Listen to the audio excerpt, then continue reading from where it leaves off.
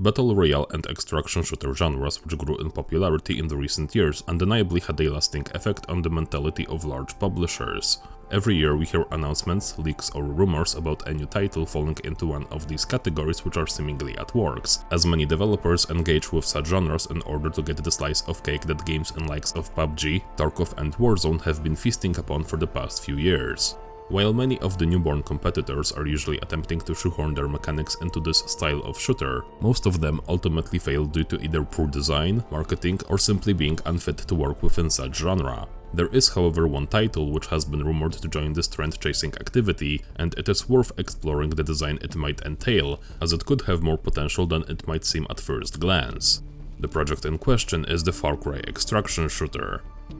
Before we dive any further, first we need to take a look at the PvP modes in the past titles of the franchise. It is true that Far Cry was never really known for its multiplayer, as most of the time such modes didn't live for more than just mere weeks following each launch. People may associate the reasoning for that with the fact that the franchise has always been centered around single player, that multiplayer modes were poorly marketed, maintained, or simply that the competition was too strong. All of these may be true to some extent, but I think there might be another reason at stake which isn't talked about nearly as much. While the first two games did a fairly good job of translating the core features of their games into PvP scenario, the newer titles have strayed from that design in favor of mimicking other popular shooters of their time. Far Cry 3's multiplayer was heavily inspired by Call of Duty, Far Cry 4 took both competitive and non-symmetrical approach, which while very unique and more representative of the franchise, simply didn't resonate with the rather casual fanbase, and Far Cry 5 has put bare minimum effort by simply allowing players to create their own maps and play them in mundane deathmatch modes. While there was some fun to be had with multiplayer in these games, in the end there was no reason for players to stick around, as most of them simply did not capture the essence of the franchise, while their competitors had more ground to stand on within the PvP market. Meanwhile, as the Ubisoft developers finally gave up and excluded the classic multiplayer from their latest games, a new trend was brewing in the other parts of the industry. A type of shooter that focused on scavenging, looting, crafting, resource management and completing quests that would become known as Extraction Royale was born. While remaining a relatively niche game type in comparison to its big brothers in likes of Battle Royale, it has achieved some level of success through titles such as Escape from Tarkov and Hunt Showdown. The growing interest and popularity in such genre has prompted larger developers to push in its direction, with likes of Call of Duty coming up with their own take on the genre through games such as DMZ. This is where we catch up to present day and the trend-chasing activities of Ubisoft. Some leaks have revealed that one of the titles, codenamed Project Maverick, is in fact scoped out as an extraction shooter set within the universe of Far Cry. While the reaction from the fanbase may have caused some to roll their eyes, such game could have solid potential and be more fitting with the franchise than the multiplayer modes from the previous games. When we compare what makes Far Cry and what are the core pillars of the extraction shooters, the similarities should become obvious. Both share the open world design, strong focus on exploration, scavenging, looting, crafting and survival. While the leaks regarding Project Maverick have covered only minor scraps of information, we can speculate about how the gameplay mechanics and hallmark features of the Far Cry franchise could fit within such title. Firstly, the world itself, which according to leaks is an original map set in the fictional area inspired by Alaskan wilderness, but considering that the series has a rich history of exotic locations, we could possibly see more maps down the line, each representing the locations from the previous games. New maps based on Rook Islands, Kurat, Hope County, Yara and even the unnamed African country would be a great way to revisit some of these settings, especially since expansions for Far Cry 6 did include maps representing those places, even including some notable landmarks from each of them. A solid variety of weapons to choose from and the ability to customize them with a plethora of attachments is a staple of the franchise, but the most interesting addition that could be thrown in would be the return of Resolver, which could add a layer of depth to the economy surrounding the weapons and resource management. While the military-grade firearms could be bought with cash earned through completing contracts or looting the world, Resolver could be the alternative, allowing players to craft makeshift weapons utilizing the scavenged resources. From melee weapons and exotic equipment to low-tier firearms and throwables as well as crude attachments, which would be a great way for new player characters to obtain some equipment early on without having access to large sums of money. However, after having obtained enough cash, players could visit traders and black market vendors in order to purchase military-grade weapons and equipment. Aside from the high-tier firearms, signature weapons and throwables, vendors could also offer utilities such as parachutes, wingsuits, climbing gear, gas masks, GPS trackers and other special items, or optionally sell the unwanted loot for an alternate way to make extra profit, which would complete the basic economy system of the game. Far Cry is also known for its inclusion of wildlife, which could be one of the things that would separate such a game from its competition.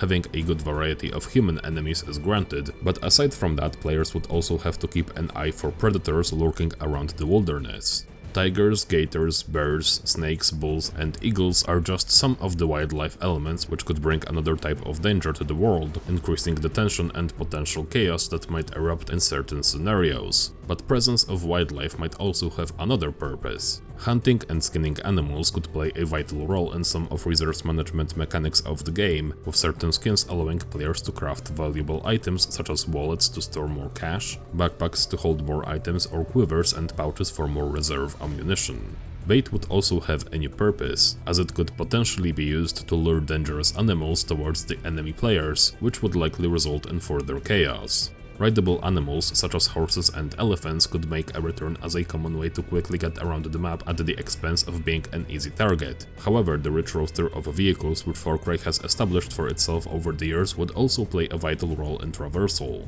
Civilian cars could be another common mode of transportation, alongside the slightly rarer but more powerful vehicles in likes of armored trucks, gyrocopters, boats, hovercraft and tanks. Introduction of limited ammunition and fuel which could be replenished with the scavenged gas cans would be one way to balance such vehicles, with smaller ones consuming such resources at a lower rate than the high-tier attack vehicles.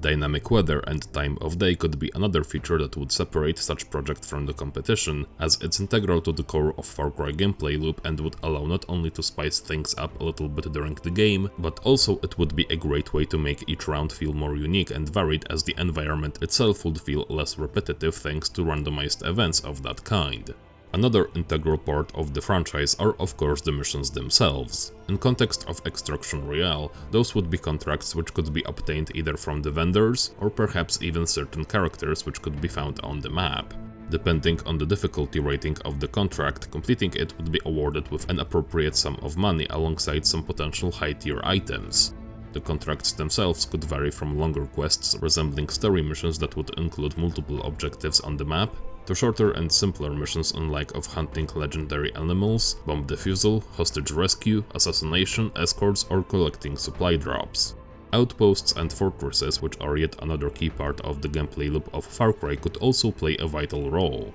A few of them scattered around the map would represent the enemy presence in the area, and taking on such strongholds and capturing them could result in gaining access to previously leaked hideouts, which could act as safe zones other human players couldn't access, at least not without successfully capturing the outposts for themselves. Captured outposts could spawn friendly NPCs who would defend the area, and even allow the colon for the extraction chopper to come by for an easy way out of the map. The ultimate goal would be to build up as much resources and power as possible, but sooner or later players would have to face the prospect of extraction. Each game would last roughly 30 minutes, during which players could reach extraction points, some of which could randomly show up on the map, and some could be established through other previously mentioned means, such as capturing a high-level fortress. Calling for an extraction would result in a short tower defense scenario where players would have to wait for about a minute or two for the extraction chopper to arrive and take them out of the map. After the initial 30-minute timer would run out, the map would enter the Exodus mode, where the last wave of extraction points would appear with the additional 5-minute timer counting down towards the final chance to escape the area.